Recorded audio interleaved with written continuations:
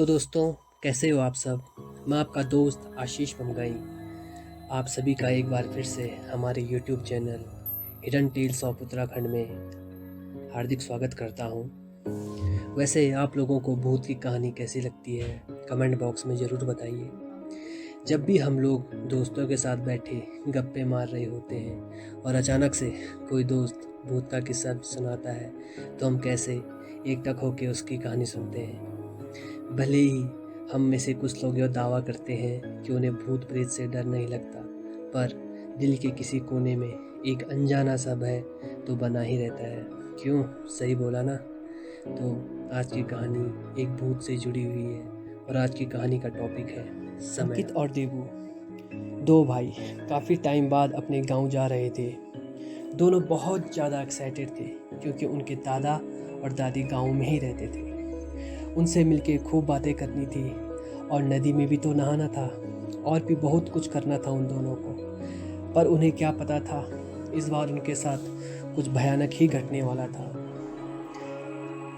वो बस में सफ़र करते करते और पहाड़ों को पार करते करते उनका बस का सफ़र अब ख़त्म हो गया था। अब रोड साइड से कुछ 5 या 6 किलोमीटर का पैदल सफ़र था उनके गांव का। जब वे बस से उतरे तो उस समय दिन के 3 बज रहे थे और उनके अनुमान से मात्र 1.5 घंटे में वे गांव पहुंच जाते। तो वे चल दिए अपने गांव की ओर। गांव जाते समय उन्हें एक छोटी सी नदी और उसके बाद एक जंगल पार करना था। 2 किलोमीटर का सफ़र उन्होंने तय कर लिया था और अब वे नदी के पास पहुंच चुके थे। बचपन में उनके दादाजी उन्हें बहुत कहानियाँ सुनाते थे। उन कहानियों में से एक कहानी इस नदी की भी थी। उनके दादाजी बताया करते थे कि इस इलाके में एक चुड़ैल रहती है जिसको गढ़वाली भाषा में समेणा कहते हैं, और वह समेणा बस अमावस्या की रात में ही दिखती है और वह बहुत तेज चिल्लाती है।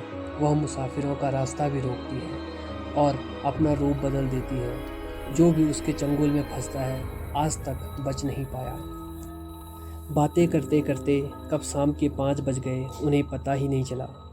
अभी भी 3 किलोमीटर का सफ़र बाकी था तो वे जंगल की ओर चल दिए।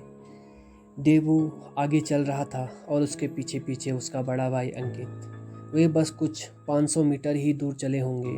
अंकित को पीछे से कोई आवाज़ देता है, अंकित। अंकित पीछे मुड़कर देखता है तो वहाँ कोई भी नहीं रहता। उसने सोचा शायद ये मेरा भ्रम है। गांव जाने में इतना एक्साइटेड हूँ कि कुछ भी सुन रहा हूँ। कुछ दूर चल देवू अचानक से रुक गया और बोला, भैया। अभी मेरे सामने से एक परछाई गुजरी और सीधे नदी की ओर चली गई। फिर अंकित ने भी बताया कि उसे किसी ने पीछे से आवाज़ दी। उन दोनों को थोड़ा डर तो लगा, पर उन्होंने हिम्मत बांध के अपना सफ़र जारी रखा।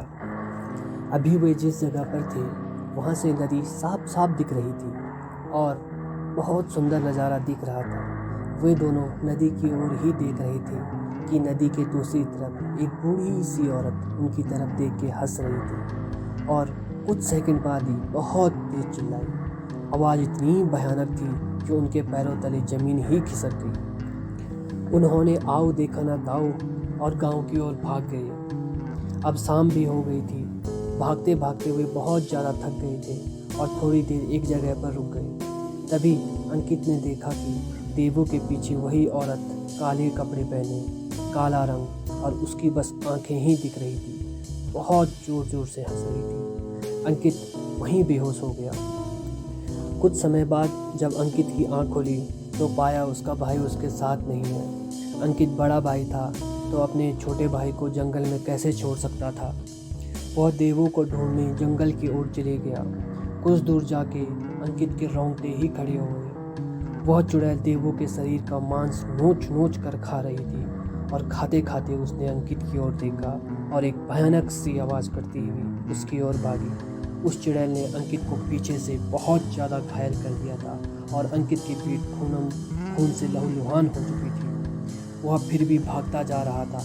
भागते भागते उसका पाँव एक पत्थर से टकराया और वह सीधा खाई में जा गिरा और उसकी मौत हो गई। दोस्तों, कहते हैं आज भी समेणा उसी नदी में ही रहती है और आज भी अपने शिकार के इंतज़ार में है। आप कभी ऐसी नदी के पास जाओ तो भूल कर भी समझने का नाम मत लेना। क्या पता वह दिन आपका देवों और अंकित की तरह आखिरी दिन हो।